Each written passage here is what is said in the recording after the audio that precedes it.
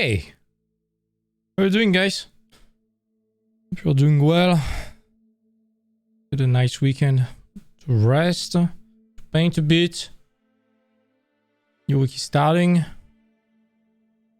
Hope you are doing well in class.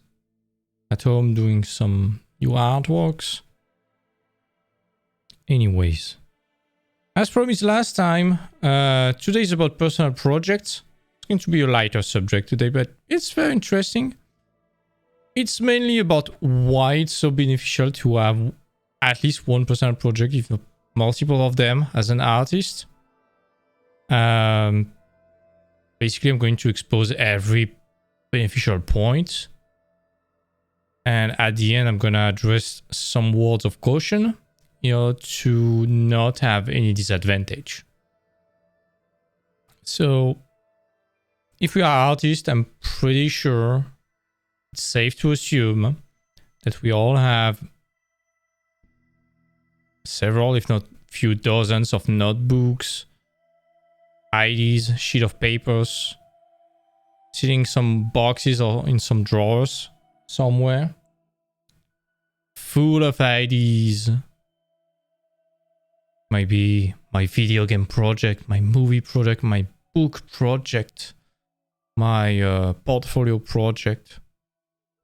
Stuff like that. I'm pretty sure we all have them. Some dreams that we have.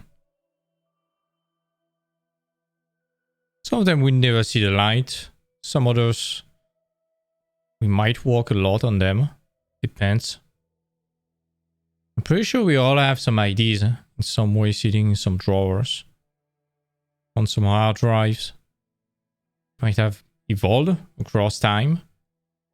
Maybe at the beginning it was one project, then it evolved towards something else, and something else, and something else. That's fine. In any case, it was something that was carrying you at some moment. With your ascension towards becoming a professional artist, or even when you are a professional artist, taking you towards something. So it's still something very important. And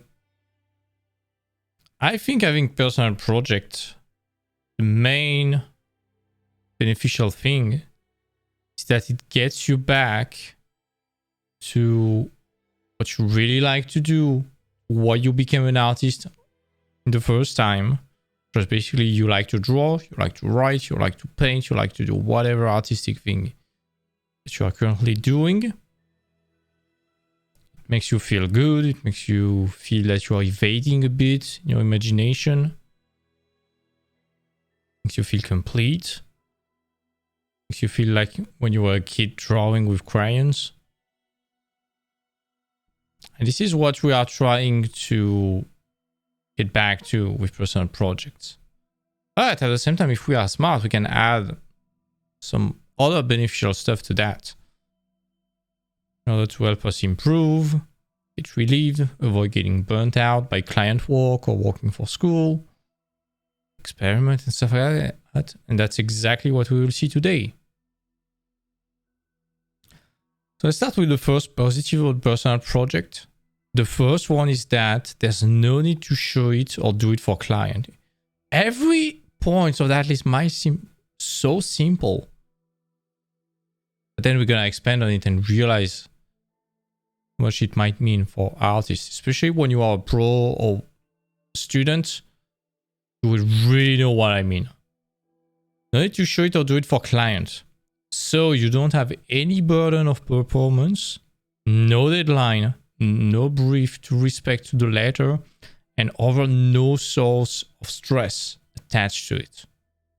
That's super important because sometimes as a student or as a professional, we are working so hard for someone else, a project that is not ours, that we tend to either don't really like it or even openly despise what we are doing. Because it's not our universe, it's not what we want to do, it's just for someone else, and we feel that we are sacrificing our life to achieve someone else's dream. Maybe not for school, but for another client, that might be the feeling sometime. And if it's not that extreme, it might be, oh my god, I need to deliver that before tonight. It's a deadline, I'm a bit late. It's going to be stressful. I'm not going to sleep that much because I have to deliver that for someone else. I would better be playing Fallout 4 or playing video games or hanging out with my buddies or sleeping. But with personal project, you don't have any of that. It's just for you. It's for you, not someone else, not for a client, not for your community, not for your school for grades. It's for you. So you can do whatever you want, in whatever deadline you want, with whatever medium you want, whatever process and style you want, regardless of what everyone might think of it. And this is so relaxing. You are getting back to that pleasure of creating something for you in a very selfish way, which is good. And both when you are at school or at work, with sometimes very intense schedules, being able to work on your own is something that is becoming very scarce. So when you have the time and the possibility, and we will see how to get the time to do that, basically, you can really enjoy it.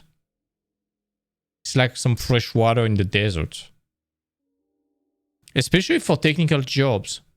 Because technical jobs are more susceptible to doing extra hours and even sometimes crunch. Not wishing anyone to do crunch, but sometimes that happens. And for technical jobs, I really advise you to have some personal project because it will relieve you and allow you to keep liking your job during hard times. It makes that more bearable because you're like, okay, this is just a moment of crunch. This is the hard moment, but this is fine. I see the light at the end of the tunnel. I know why I love that job in the first place, despite the current situation being kind of uncomfortable. The second good point about personal project is that it's an opportunity for you to do R&D and experimentation, research and development, or rip off and duplicate as you want, and to experiment. This is a huge opportunity for you to try new techniques, new process, new tools, new styles. And guess what? If you fail, that's fine, because first of all, nobody will know about that.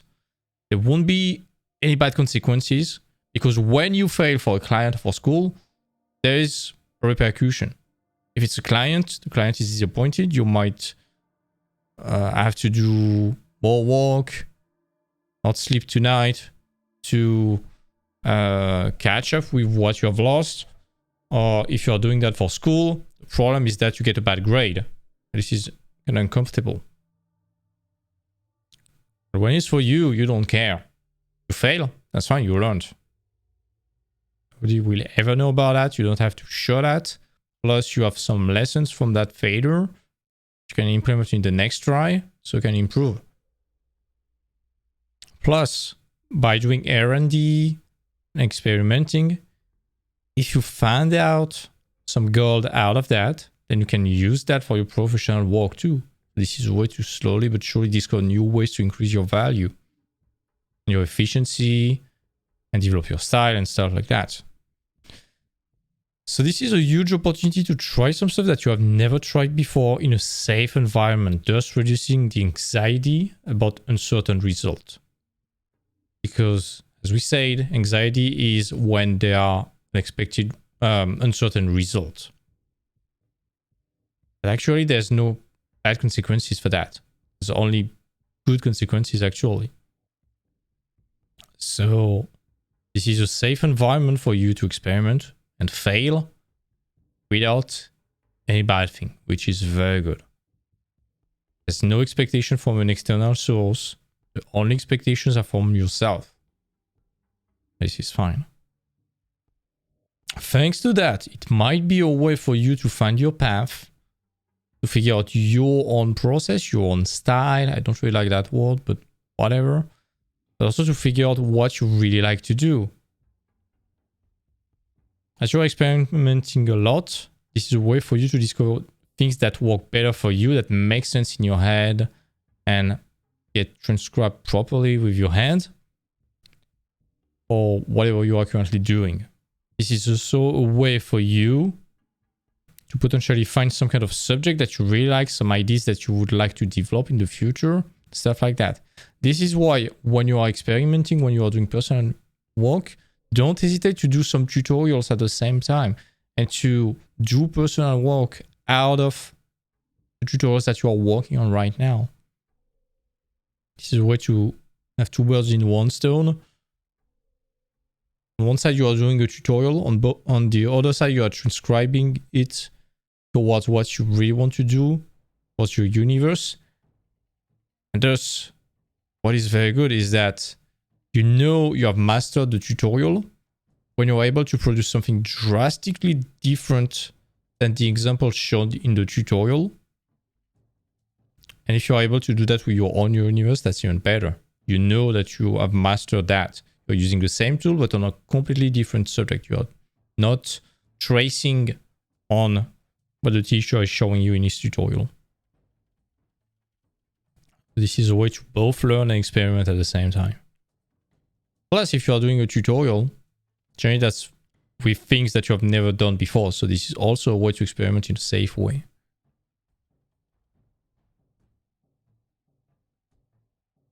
Doing some personal project is also very good because it can relieve you from stress and potential frustration from work. As I said, sometimes it might be stressful at work or in class. It might be a bit tough. Sometimes you're working on a DLC that you don't really like, on a level in the game that you're working on currently, the company that doesn't really excite you. It happened. You know that few weeks later it's going to be way more exciting because there's a new level or something like that. This happened.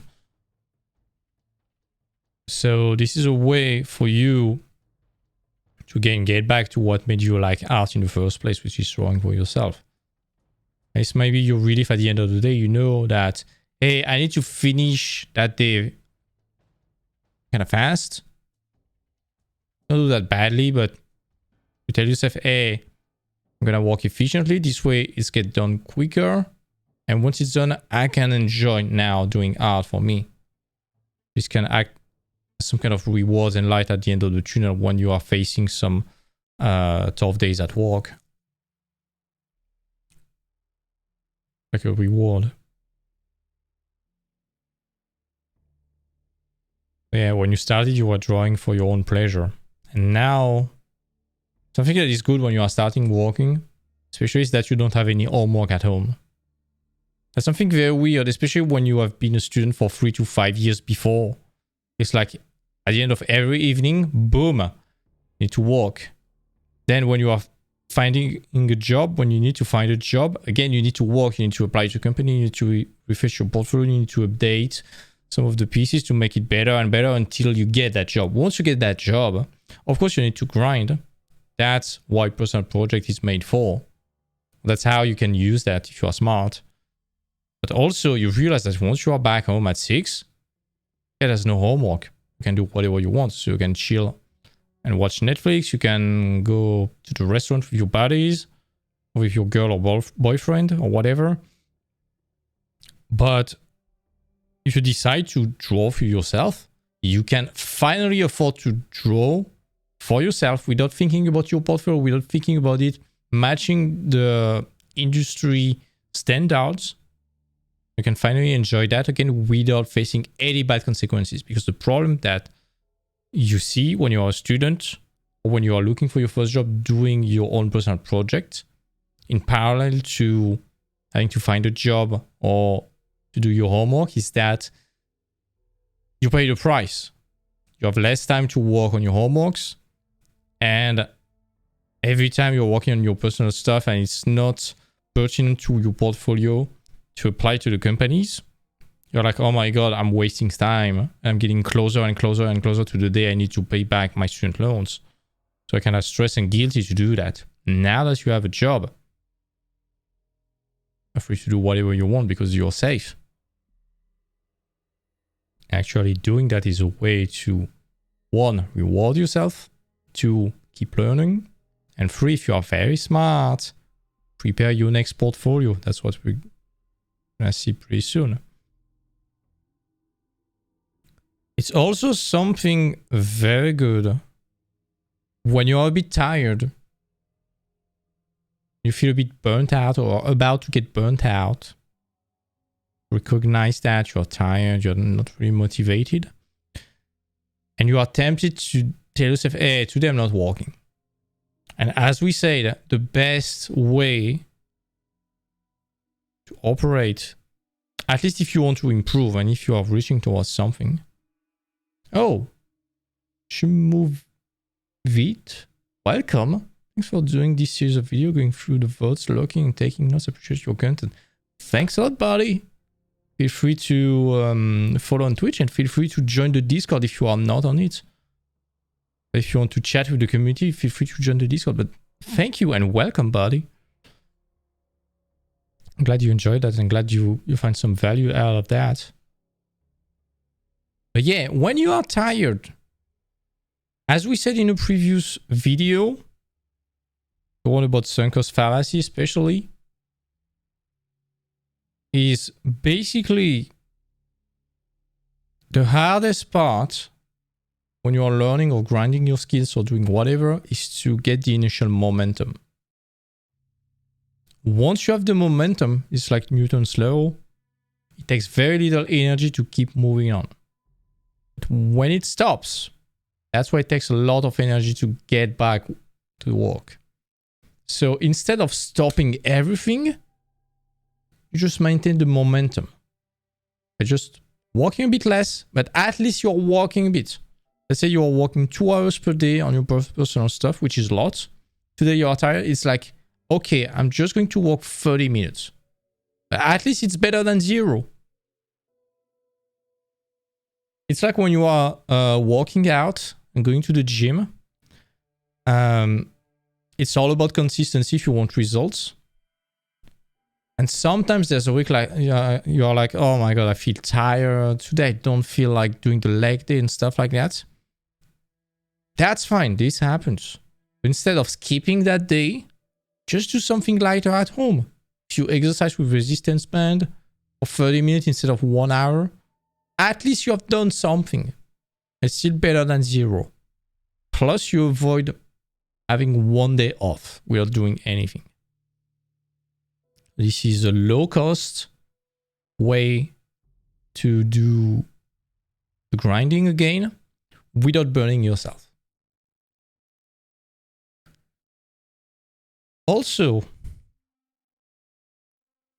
when you are working on a personal project, if it matures enough, and if you are able to stick to it for a long time and maybe working every day just a bit, you can create a new portfolio or even an artbook out of that if you compound that over time. Let me explain.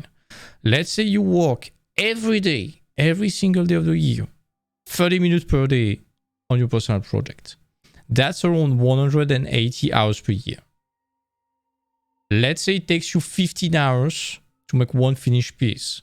Plus there is a lot of sketches, research, tutorials, try and stuff like that. But let's say every 15 hours, which is a lot, you produce one piece.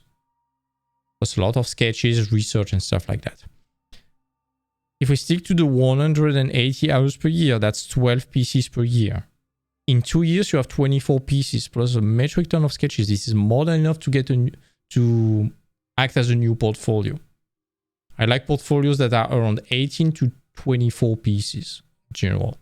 That's a sweet spot in my opinion. Some people might agree, some others might disagree, but I think it's kind of safe. I've always seen results with portfolio in that range. It's not impossible with a smaller portfolio. It's not impossible with a way bigger portfolio, but generally this is the sweet spot in my opinion. So with just 2 years, working 30 minutes per day, you have a new portfolio. Still, while working at a school or at a company, let's assume you are working at a company already. For 2 years, you have been grinding some experience. Now you have a new portfolio that is more focused toward what you like and what you want to do. Maybe you have signed some contract that doesn't allow you to apply to the company while you are still working. But there's nothing impeaching you from posting that online, displaying that, saying, hey, I like walking. I'm not saying you are looking for, but you say, hey, I like walking. I like new opportunities. Then maybe some companies are asking you to work for them and you're like, oh, currently working at that company. They are paying me that much. If you are smart and if you have followed my tutorials before, you inflate a bit the price that you're currently working. Let's say you're working at 3K. You say, hey, currently I'm paid 3.4K. And the company will be, oh. And if they really like you, they will be like, okay, fine, I'm going to pay you 3.8K. Congrats. You were paid 3K without even negotiating. Now you're at 3.8. Plus, technically on a company that wants you to produce stuff that are closer to what you are doing on your personal project. So you have all the advantages and no disadvantages doing that. Let's say you are doing that for 5 years. That's 60 pieces plus the sketch. That's probably enough to even release an art book. Kind of good. And as I said, slowly but surely, it can lead some clients, especially if you are a freelancer, to ask you to do some pieces that are closer to what you do on your personal project. And if you are becoming very good across years, you see that on every big personal projects that have been displayed on like ArtStation, like, I don't know, Ovlop, Maciej Kuchera, Martin Deschambault, Roman Joando, guys like that. Now, their personal project is their branding. And people asking them to produce stuff are asking them to produce stuff that are very, very, very close to what they have been producing in their artworks, their personal project. Look at Martin Deschambault with Project 77, I think that's how it's called. This is like a heavy sci-fi stuff. Now he's working on Halo, which is pretty close to what he's doing. This was a very smart way for him to prepare himself to be hired for Halo. This is very smart.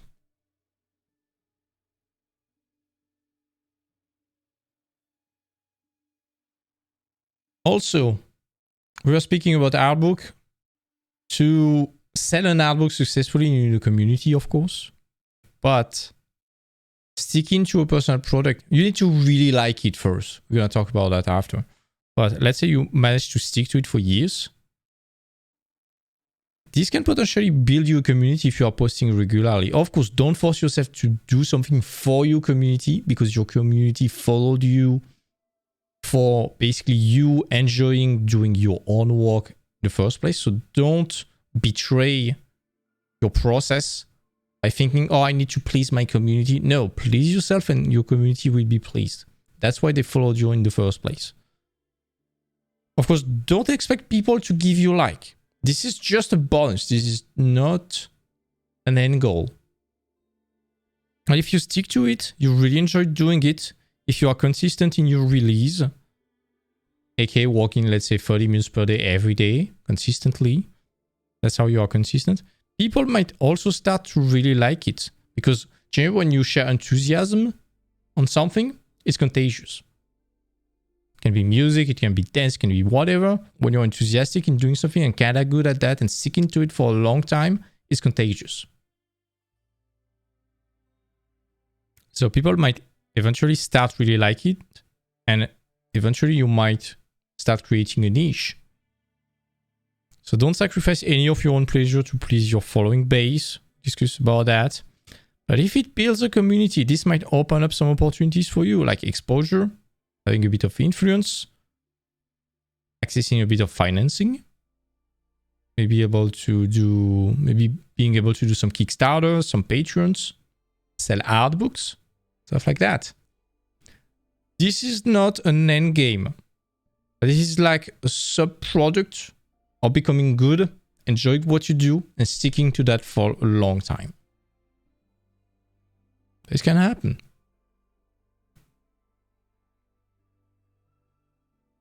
So this is all the good aspects of a personal project. This is going to be a short presentation, I think.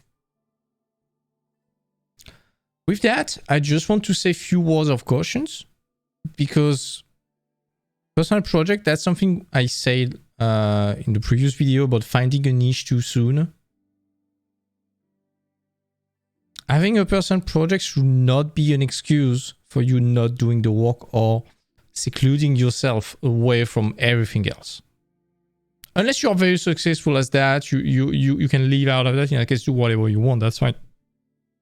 But if it's not financially viable, or if you're not planning on getting financially viable, this is kind of tough to do. So don't get stuck into it. Because this personal project, eventually, if you stick to that, it becomes your comfort zone. And as we said about the blank page syndrome, the sunk cost fallacy, when you have no idea and stuff like that, if you stick for too long to the same thing over and over and over again, at some point you start to not really enjoy that. So that's why it's super important, if you stick to it, to always remember to expand upon it and push your limit further if you can. You might keep the same product, but just push its boundaries further and further and expand that. Don't stick to the same thing over and over and over again. You'll stagnate. You don't want to get stuck into the same comfort zone over and over again, because this is the best way to get stuck with the blank page syndrome. Start to hate what you're doing, but before you enjoyed it. This is very important. Always remember that. That's why doing some tutorials at the same time might be a good idea. Doing some variation, trying some new stuff, experimenting is the way for you to expand your comfort zone. That's the way to protect yourself from that. Also, do not post everything about it. Do not even think about posting it in the first place. You don't have to show every sketch, every work in progress, because you will pressure yourself. Every time you will draw, it will add an additional pressure, like, oh my God, I need to draw it well, to share it on Instagram, stuff like that. And it will give you the burden of performance and make you screw up. Instead, keep it super selfish. This is weird to tell yourself to be selfish, but be selfish on your personal project. This is personal. There is the word personal for a reason. It's for you. Only show content if you want it. Once it's done, you're like, oh, this is cool, I'm gonna share it. Fine. Even if it's cool and you're like, no, I'm not gonna share it. This is not wasted. This is for you in the first place. But do not ever force yourself to do a piece just to share it on Instagram and ArtStation and collect likes. This will make you value the thing that you have produced a bit less. This will be more valuable to you, or less valuable to you. If you focus on getting likes, it's exactly as we discussed on focusing on getting good grades only. If you're focusing on that first, you won't learn that much along the process. But if instead you focus on enjoying what you are doing and improving and expanding your boundaries, your possibilities, the likes, the potential fame, and all the good stuff we discussed previously will come to you as sub-products of you first enjoying what you do, secondly, improving, and thirdly, sticking to that. Also, something that might be a bit strange is don't fall in love with the first ideas that you have. This is a huge mistake, especially when you are starting, when you are an art student. Don't fall in love with the first idea that you have. Let it flow. Don't be rigid on it. Let it evolve. If at some point you need to let it go, just let it go. It's better to develop new perspective and fresh ideas rather than trying to save something that failed in the first place. It's a bit tough. You need to grieve that. This is a grieving process. So there is denial, anger, bargaining. You are trying to desperately save it, whatever. you are doing some kind of resignation, then you accept that, okay, let's let that go. But I'm pretty sure we all have countless sketches, notebooks, and such about different projects and ideas that we had in the past. This is fine if we abandon some. When you have an idea, a desire, whatever, at that moment, you are currently following, at the moment, this idea that is driving you towards something. And this direction, this is what you want right now, at the moment. But if you change, at least for your personal project, that's fine. It shows that you evolve. Our taste, whether artistic, in music, with life and whatever, even food, they are not the same as when we are a kid. Of course, there might be things that have been sticking throughout our entire life. And in that case, we might be smart to question that, to maybe dig a bit on that side. You're going to see why just after. But some things, we have completely abandoned that. Or some things that we felt we didn't like it in the first place, now we like it. This is fine. We are evolving. And it's better than sticking to the same thing for our entire life, I guess. For example, I've been having many different projects, like dozens and dozens since I'm a kid. I've always been a pretty imaginative kid when I was younger. When I was a very little kid, like 6 or 7, I was in love with Harry Potter and stuff like that, and I had some projects with birds already. Then recently, when I started doing art with my graphic tablet when I was 18, something like that, the first project I managed to stick to for a while was with... It was a very gothic project. I was a gothic metalhead at the time. It was with some blackbird and some blood. It was very gothic. Again, birds again. I see a pattern right there. The second one was some kind of sci-fi, post-apocalyptic one in the snow with some travelers. I mean, quite a lot of illustration about that. This is when I tried matte painting and photo bashing for the first time. The next one that I really remember about that I stuck to for a while was about the D&D campaign I was running at the time. It was in 2016, 2017. Then there was some Destiny-like ideas, but in medieval fantasy. And now, they are my owls. Actually, they are pretty old. I've started my owls in 2014, 2015, something like that. This is the only project that stood the test of time for years. But even this one, it has evolved a lot. First, I was like, okay, it's going to be a game like Ori in the Blind Forest and stuff like that. Now I'm like, don't even know if I want it to be a game. Could be a series, could be a book, could be whatever. The story has evolved, the style has evolved quite a lot. So it was pretty realistic. And the more I evolve on that, the more I'm going towards something stylized. And this is my way for me on a daily basis to learn how to stylize stuff, because I've been pretty realistic for my entire life. Now I'm trying some shapes and not photo bashing anymore on my owls. Or if I am, I'm painting a lot over that just to have a base to completely destroy the photo. Yeah, there's the pattern with the birds right from the beginning. When I look at my owls, it's like, yeah, birds, gothic stuff, gothic architecture, magic, cloaks, pretty close to Harry Potter in some way. And this is something that has always been influencing me quite a lot. Of course, there has been some other influences like Ori, Journey, some of the stories, The Revenant. Yeah, the project has evolved quite a lot. And if at some point I start to hate that, and I'm going toward another project, this is fine. I'm not expecting it to happen because this is something haunting me for years. I think I found my niche. It came with a lot of time. But my main tip about that is just if you have some recurrent themes. Just question that. Some recurrent themes that you really like since you are a kid. Some subjects, some stories, some universe, some style, some stuff that you like since the beginning, basically. Question that. Might be interesting to see what you dig.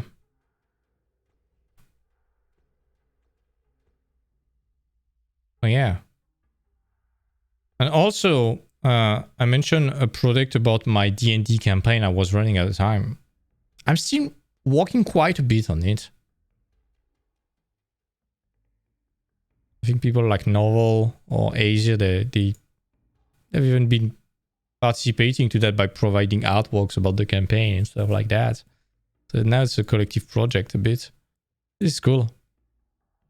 There's no objective out of that. It's just, hey, let's build a world together. That's fine. But basically, if your ideas evolve, this is fine. This is just you and your ideas and tastes getting more and more mature, evolving with time.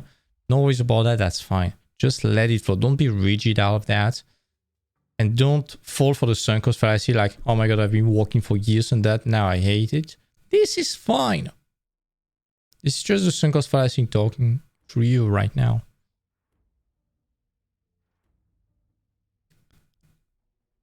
Also, next tip. Some people will tell you need to finish everything. I won't be that person. I'm fine with people telling to finish everything, but I think I'm fine telling people that you don't have to finish everything. Don't force yourself. This is an experiment. If you force yourself to finish everything, you will fall for the sunk cost fallacy quite a lot. But, even if I strongly disagree with the you need to finish everything idea, I'm not at all for the idea of abandoning every time it gets hard. Sometimes when it's hard, when it sucks, you need to stick to it. The only thing I would say about abandoning some ideas or some sketch or picture is, as I said for the sunk cost fallacy, if after a few hours there are still problems on a fundamental level, start from scratch. And redo it properly, because you are building on some bad foundations. And if you are learning, if you are doing some exercise, don't spend a fuck ton of time on it.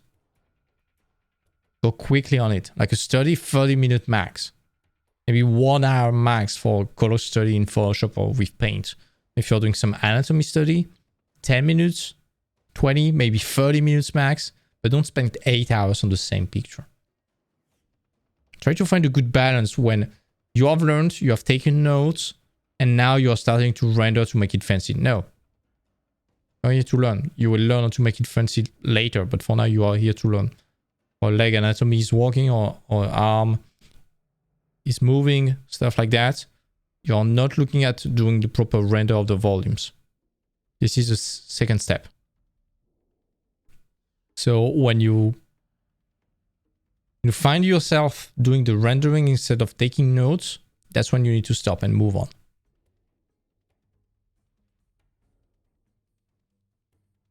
If you have to abandon some bad ideas or start from scratch again, do it. And this is fine. You are not losing time or money because it's for you. This is not for a client. This is not for school.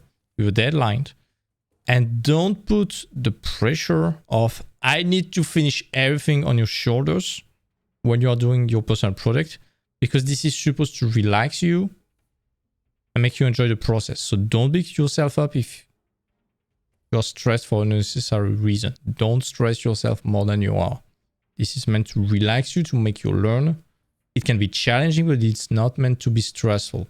Challenging and stressful are two different things.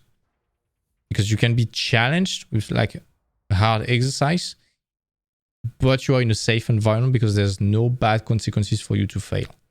Because you are not with a client and you are not at school doing that. Also, one of the biggest mistakes I see on personal product, this is just my opinion. You are allowed to disagree. In that case, I would love to hear some arguments that are logically dismantling this idea. Don't try to make something 100% original. In my opinion, this is something that I've seen with students, especially in third year when they are about to create their own portfolio for companies. They want to be super original and whatever. And I would say all of them. I think it might be pretentious, but I will stick to all of them. Or let's say 99% of people who are telling me, I want to be 100% original, they often came up with the most generic ideas ever. Like, oh, this is original, this is like a magic crystal. I have no idea of how it was, but this is a magic crystal. Yeah, we have seen that in every Asian MMOs in the last 20 years. I don't care about the magic floating crystal that is blue. I don't care. It's cute, but this is not original at all. But yeah, I don't understand. This is magic and it does that. This is like transmutation magic. Like, yeah, just like D&D. Whatever. Instead,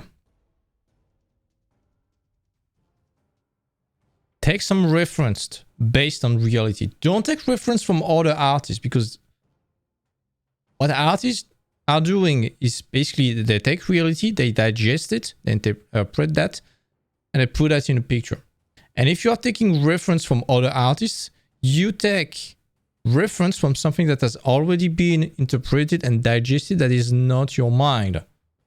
So basically kind of stealing the ideas in some ways. Instead, pick up some reference in real life. Like ancient Egypt, it took thousands of years and millions, if not billions, of human hours to build that.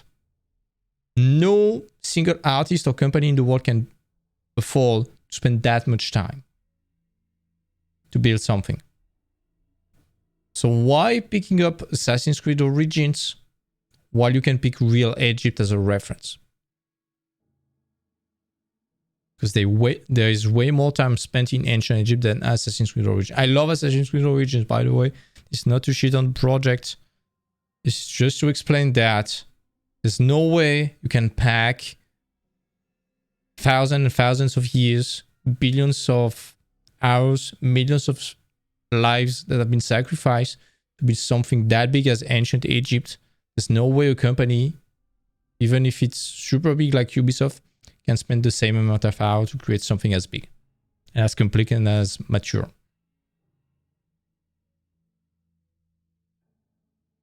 Plus, historical and real life reference, they are free and they are open source. You can steal from that, no problem. You cannot steal from Assassin's Creed Origins.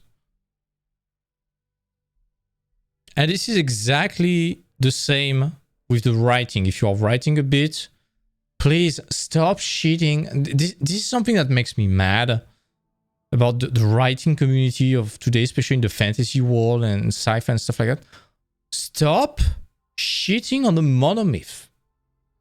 There is a reason why this thing is universal, why every huge, successful, universal story, whether it's a myth, religion, pop culture, is having that. That's because it works and that's because it's universal. That's the basis of every story. In my opinion, the monomyth is the basis of life. What is the monomyth? You get out of your comfort zone. You evolve. Get better. You make friends along the way. And you return back with the solution and you elevate other people. What is bad with that? This is a fucking story of life. Since the beginning of time. I don't understand like Hollywood with that awful collective Odyssey trope. We have not seen that in any civilization in history. This doesn't work. And if you analyze that, it's just a multitude of small monomyths put together. So just accept the fact that it's the monomyth times 10. This is not a new trope. Makes no sense. But yeah, with the writing, don't be shy if your story falls into the monomyth. I will actually advise you to really make sure that your story is the monolith or close to it. That's just my opinion. But every good story is like that. Harry Potter, like that. Lord of the Rings, monolith. Star Wars, at least 1 to 6. You have that for Luke. You have that for Anakin. Not really sure you have that for Rey, to be honest. The Witcher, you have that. Game of Thrones, you don't have that. Sorry, Game of Thrones, don't like you. Don't hate me for not liking Game of Thrones, I'm sorry. But hey, you have a great story. Even Narnia, even religious texts. Greek mythology is full of that. Egyptian mythology is full of that. Chinese, Asian mythology is full of that. Of course, there are some exceptions. But this is a good trope. This is good. And this is safe. This is like following a successful artist. Following the trail of a successful artist. At least you know it will work. You can do it on your own, but you have no guarantee it will work, especially when you're a beginner. When you're following a good artist, you know that if you stick to that, it should work.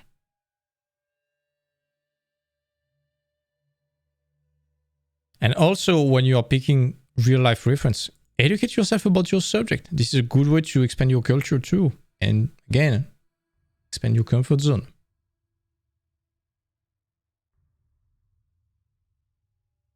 But yeah, don't expose yourself to too much external influences and reference. You can expose yourself to as many real-life references that you want, no problem. But other artists, you are just trying to digest something that has already been digested. This is your project, and the more you compare it to other existing things, the more first you will find similarities, because everyone copies each other all the time. Plus, the more you will unconsciously steal some ideas, you'll be like, oh my god, this is a good idea, I might implement that. And the more you will find that your product is resembling every other project. Instead of exposing yourself to what other artists have already digested, go back to the raw material instead, based upon reality and classical writing, myths, and religion and such. This way you have the raw material, and not something that has been digesting over and over and over and over again. And finally, this is my last tip. Do not compare yourself to others. Again, as we said, decrease the judgment of others, increase the judgment of yourself. Their personal project, talk to them in a certain way. Yours do the same for you in its own way. And we can't compare that. Especially if you compare yourself to artists who have been doing that for years and years and years, like Martin Deschambault, Roman Jurando, Lop, Rostran, Piotr Jablonski, Rutkowski, guys like that, Maciej Kuchara, and others. They've been doing that for, some of them have been doing that for more than 15 years. They're just starting. That's fine. It will grow with time, if you stick to it, of course. I think the most important thing out of that is that it's your product, so it needs to talk to you deeply. That's why the things that you like since you're a kid, question that, because it might be the things that talk to you the deepest, that won't abandon you along the way. And when you look at Martin Deschambault, when you look at Roman Jurando's project, when you look at Piotr Jablonski, when you look at some very personal games like, I don't know, Inside, Ori, Journey, you can see that it's been some very, very personal subject to their creators, especially the creative director all the time. Like Ori, this is about family. You know that the guy who created Ori had some experience with his family. Probably a reconstructed family with stepdad, stepmom, stepsister, stepbrothers. With blood beyond blood, basically. So with Matt Nava creating Journey, you know that that guy went through some dark shit. Same with the guy creating Inside. to transcribe such bad feeling, you need to experience some kind of life-changing event, probably. So with Jablonski, you know that his erosion has been probably influenced by the collapse of the Soviet Union and stuff like that. That's why his work is so dark and dull. And this has influenced Dishonored a lot. Dishonored is a collapse too. That's where you can see the parallel with the lives of the creators. And Jablonski is not the creator of Dishonored, but he has drastically influenced the vibe, especially of the second one. These are just some examples. Same with Tolkien. Tolkien, when he was fighting during the war, he was thinking about the elves. This is war. This is the World War that influenced all of his work in and for the Lord of the Rings. Same with J.K. Rowling. She was in extreme poverty when she started writing Harry Potter. Harry Potter is an orphan. He's very poor, living a terrible life. This was a way for her to tell a story to her kids, for them to identify to Harry Potter and to escape the abject poverty they were living through. That's where you see some parallel with the lives of the creators. So without talking about your entire life, you can do it if you want, if you have the quote unquote courage to do that. But some people might be a bit shy and reserved. And want to blur the lines a bit. You are kind of exposing yourself sometimes. But at the same time, if you do that, this is also the best way for you to make sure that your story becomes kind of universal. Because whatever we have been living, it's always falling into some kind of archetypes. You might have different experience. It's always falling into some universal archetypes. If you fall into it, at least that's safe and you know it will talk to a lot of people. That's it.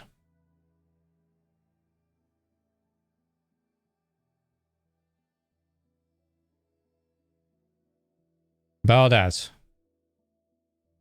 last point, I will say that, especially as we are artists, it was supposed to be a video about emotional creativity, but this is kind of similar. We'll see if I can gather enough material to make an entire video about that. But something I always tell the students that I have in class, they are often first graders, so that's the first year they are in art school before they were in high school or something like that.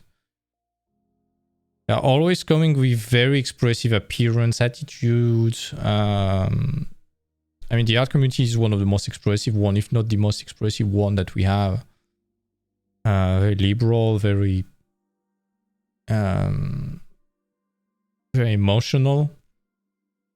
And something that's strange is that every time I'll tell them something, they cry. At least some of them cry. It's like, during maybe 18 to 20 years, you have been hiding because you were not normal. Or like the weirdos, the geeks, the nerds. At school, you were the different guys. You were the gothic, the goth kids, the metalheads, the punks, whatever. The people with blue hairs. No critique about that, by the way. Don't care. But you were different. You were the outliers. You were the black sheep of the herd. And you were in an environment that told you that this is not normal. That you need to hide that you need to conform to the mold, basically. And it was problematic because you were not fitting that mold. The other problem was maybe with parents, because you could not talk about maybe your emotional stress and problems to your parents. Because basically, when a kid has problems, the parents have the same problem. So this might put some guilt on your shoulder. And when I tell those kids, when they arrive, something like, hey, for the first time you are in art school, so stop lying, stop hiding all that shit that you have, stop hiding the stress that you hold inside. First of all, you are not fooling anyone. We see that with your appearance and stuff like that. And that's why we love you. Absolutely love you for that. But you are not fooling anyone. This is the inside coming to the outside, basically. Instead of trying to hide it or suppress that or build a mask, whatever, crack that. Get, not literally, but get naked. Not literally. Let's be clear. Not literally. In a symbolic way, get naked mentally. And let it flow. Because you are artist. And when you are an artist, you are coming towards art for two reasons. It's either a refuge for you, shelter, or else it's your way to express yourself.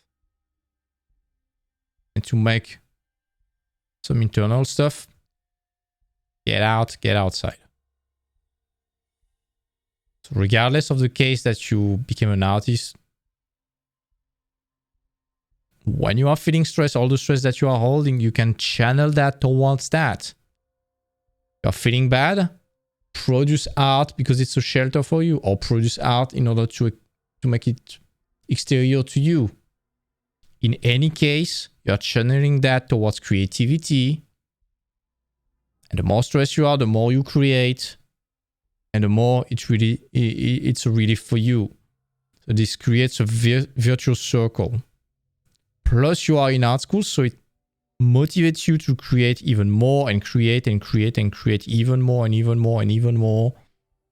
So this way, this is very cool, because if you stick to that, regardless of how much you are stressed and such, what is good is that eventually, as you are producing so much, you will get super, super strong. That's exactly what we want in art school.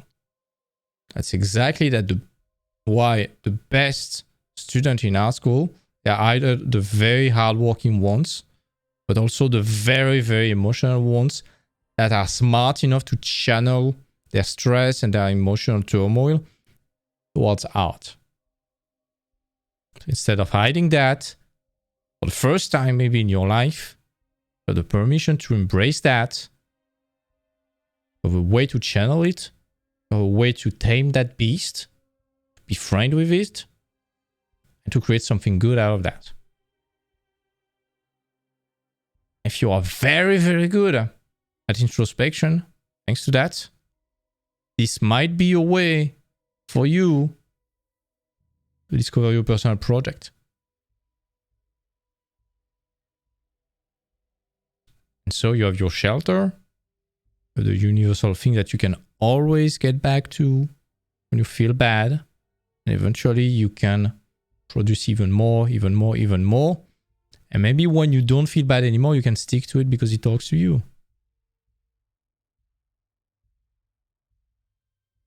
Think about that.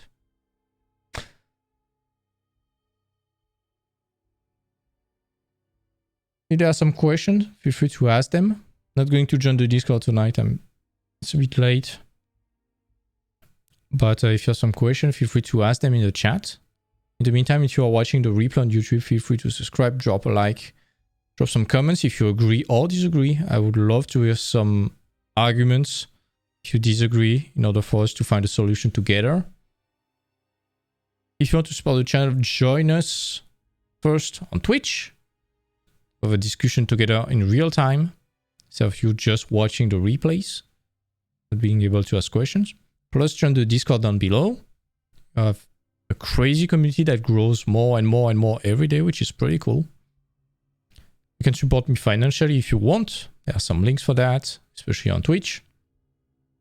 Feel free to follow on Twitch. And if you want to subscribe on Twitch, but the other best way to support the channel is to recommend that to people you think might benefit from it. People who want their first job, don't feel very good. We're in some Discord with a bunch of losers complaining about life instead of doing art. Who want some accountability to make the portfolio, want some tips, who wants to be part of a very highly motivated community. We're not elitist in any ways, but given how harsh the content is, It's only some relentless people that are very motivated. So you're warned, but you're becoming the average of the 5% you spend the most time with. So if you spend time with very motivated people, you'll be the next one. That's up to you. Motivated and high achieving. Anyways, no question. In that case, I'm gonna leave. Thanks a lot for watching, guys. See you tomorrow. Oh, you offer paid consultation, portfolio buildings advice. Yep. There's a link down below to book a consultation. Before you do that, if you want, you can send me a message on Discord. We can maybe customize that. I'm still pretty cheap, by the way, in terms of time. But yeah, I offer paid consultation, portfolio building service and stuff like that. I've been building a portfolio for a guy this weekend. This guy was crazy good. This is insane, but this guy has no clue of how to put his portfolio. And the worst part about that is that his portfolio is crazy good. Like art director to senior level. This guy had never shared that to anyone. So I was like building his stuff. I was like, dude, no wonder you don't get a job. You're not sharing anything. But once you share that, there's no way you don't get a fucking job. You have a fucking green card in your hard drive. You have like 10k per month job in your hard drive. Only if you're there to share it and to show it to the world. Yeah, send me a message. We can arrange that, dude. Anyways. You're welcome. You're welcome. Glad you like it. Anyways, see you tomorrow, guys. And take care.